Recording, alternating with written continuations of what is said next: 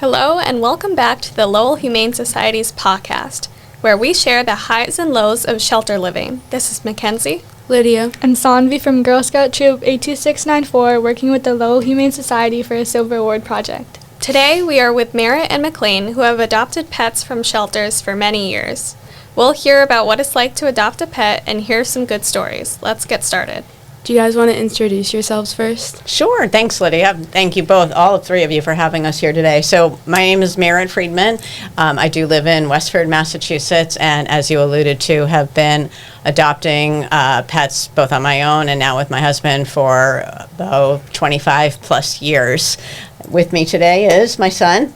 My name is McLean Pearson. I live in Westford, and I'm going to WA next year. And yeah, we've been adopting pets for since I've been born. So yeah. First question, what were you looking for when you went to your adoption place and why? Oh, great question. Thanks for asking. So we currently have 3 different cats, so 3 different stories. So I could probably talk about it all day. And 2 dogs as well. We're doing dogs and cats, right, today? Okay, Yeah. great. So I'll start with our oldest cat, Neko, who is going to be unbelievably, he's 20 and a half, which is super old for a cat. My husband and I had just started dating, and we were looking for something to have together. And so we went to a shelter that was actually had cats at a pet store, and we put our name in for one cat. They were the Three Musketeers, and I think the one we wanted was named Three Musketeer. They called us at the end of the day, and they're like, "Oh, that cat was adopted, but we have another one that we think you'll like." And we drove to the shelter and just took one look at that cat and took him home, cradled in my arms, so scared.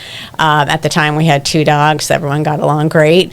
Our next cats, I actually had always wanted orange cats, and was looking on Pet Finder, great resource for anyone looking to adopt cats, dogs, rabbits, other animals, and found one that actually in the description said gets along well with big dogs. So I called, and they said, well, we really want to adopt this one with its brother. And I said, perfect, we're looking for 2. So that is how Ninja and Magoo came into our life. Magoo, unfortunately, has passed away. Do you want to talk about Kazi?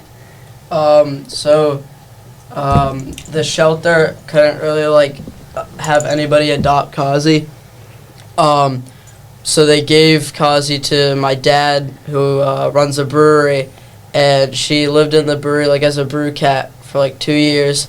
But then there was a storm, so we decided to take her home just because it was going to be hard to feed her. And because my dad didn't want to have to go back to the brewery every day to feed her 2 times, she just stayed at our house, and now we have another cat. Awesome. Do you guys want dogs too? Sure. Yes? Any animals you adopted? Yeah. Our requirement for dogs is they be big, they get along with cats, and so we currently have 2 Great Pyrenees, Apollo and Artie, wonderful dogs, completely stubborn, untrainable, and if you ever hear about a dog that has jumped over a fence, gone under a fence, or jumped through a screen door, odds are it's a Great Pyrenees. Yeah. So. Did you have a tough decision making and choosing, why'd you choose those specific animals? I don't know that any of them were a tough decision. Our number one criteria is getting along with cats and dogs. When you have multiple pets, it's super important to make sure that you introduce them the right way, very slowly.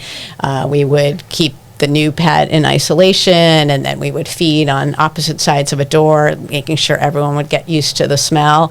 And so that was our number one criteria. So yes, there have certainly been times where we'd come across a pet that, oh, it's so cute, and then you'd see doesn't get along well with dogs. So that is hard. You want to be able to open up your home to every pet in the whole, big of a home to every animal that needs one.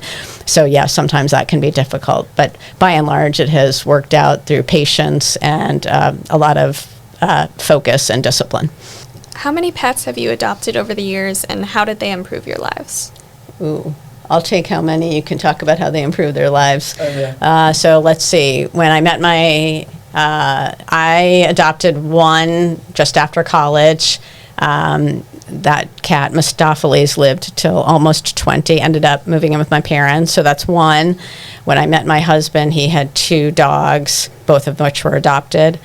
And then oh my gosh, Skoshi, Shiro, Diogi, Arnie, Apollo, Ninjin, Magoo, Neko, Kazi. I mean, 11 or 12.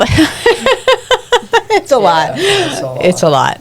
We also, just as a fun fact, we used to drive an animal rescue train. It was called the Freedom Train. And every Saturday morning, my husband and I would drive down. We lived in North Carolina. We would drive down to South Carolina, and they would break up the route into 100-mile segments. And we would pick up 8 or 9 dogs that were in kill shelters in the South. We would drive them back to Charlotte, North Carolina, give them to someone else who would go another 100 miles, another 100 miles, another 100 miles. And eventually the end stop was actually New Hampshire for most of the time, and they were going to either shelters that were no-kill or to foster or permanent homes. So not that I adopted all of those, but I feel like we were a part of hundreds of animal rescue operations. And do you want to talk about how they changed our lives?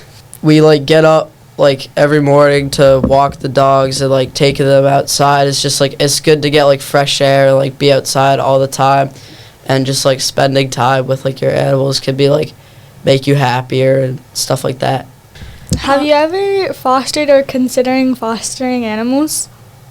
I just know that there's a term in the rescue world, you guys have probably heard it, foster failure. Yeah. And I think I would have a very hard time doing it. Also, because we have so many other pets and the process to get them acclimated in our house is so long, we've just never felt that would be fair to foster. But, I applaud the hundreds and thousands of people that foster pets, animals. It's just amazing that they do that. So kudos to them. What year was the first year you adopted a pet? First year? Yeah. So I adopted Mistopheles in 1995. I won't even tell you how old I was. And the first one that my husband and I adopted together, Neko, was in 2005. As I said, he just turned 20. Mm-hmm. McLean, do you think you'll ever keep adopting pets when you're older in the future? Yeah, probably. I think it'd be nice to have a couple dogs or a couple cats or whatever. I definitely think I will in the future.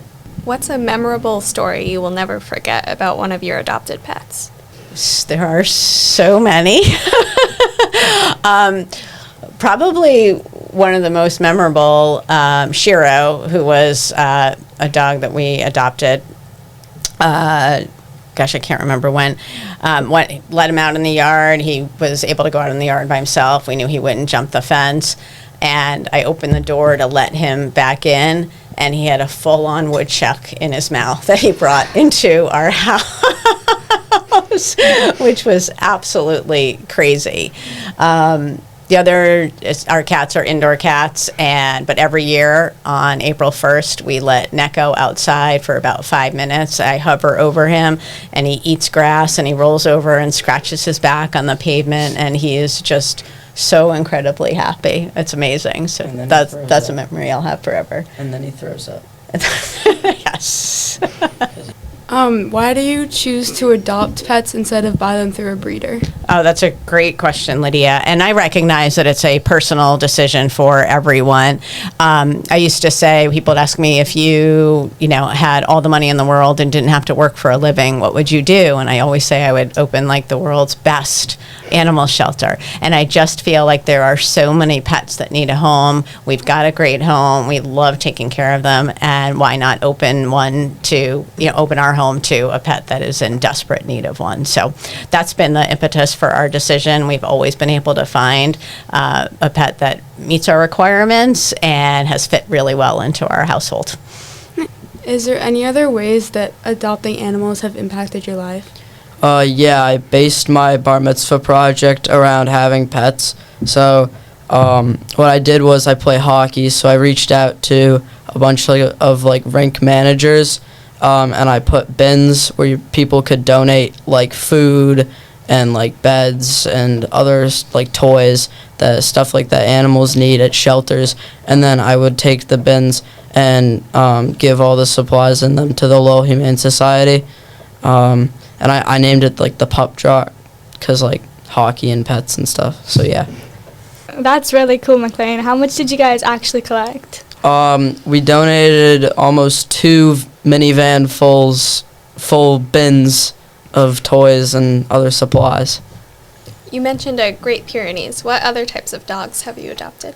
Oh, great question. I love talking about it. And it also helps me dispel this common myth out there. I remember once talking to a friend and she said, well, I want to get a golden retriever, so I can't adopt. And I said, there's actually a local golden retriever rescue. This is when we lived in Charlotte, North Carolina, and she was flabbergasted. So for us, the breed or the type wasn't necessarily important. As I said, it was about getting along with cats or other dogs. But when we lost my husband's first dog, Oscar, we knew Coco needed a friend, and we put in an application for a Great Dane. We thought that'd be a fun breed to have, well behaved, obviously very visually appealing, and we were told we were like 4th or 5th on the wait list. So meanwhile, I'm still on Pet Finder, and I find this, what they said was a Boxer Shepherd Dane mix. And we got a call. They said, you're number 1 on the list. You have to come today. That was a 3.5-hour drive. We jumped in the car. We drove down. We adopted Skosh. We called him Skosh, which means little bit, because we knew he wouldn't be. Still to this day, not 100% sure what breed Skosh was. And not 24 hours later, we got the call that we were number 1 on the list for Diogi, this massive Great Dane. And we said, you know what? We've got the space. So we adopted both of them within literally like 48 hours of each other. So at that point, we had truly a mix of 100 things. And then that was Coco, Skosh, who was the Boxer Dane Shepherd mix, and then Diogi, who was a Great Dane. When Diogi passed away, we thought, now we live in the Northeast, we can probably look at Great Pyrenees, a breed we'd never looked at in when we lived in the South. It's too hot. And we came across a Pyrenees Newfie mix. Really awesome, because it takes the best of both breeds and puts them together. That was Shiro. Shiro was a beautiful dog. Unfortunately, got cancer way too young. And then we started looking at a rescue called Big Fluffy Dog Rescue. And the name speaks for itself. And that's how we came across Apollo and Artemis, who truly are big and fluffy, true representations of the Great Pyrenees breed. But you can adopt pretty much any breed that you want. Okay, I think that concludes today's episode of the Lowell Humane Society's podcast. Thank you for tuning in, and we hope you learned something new.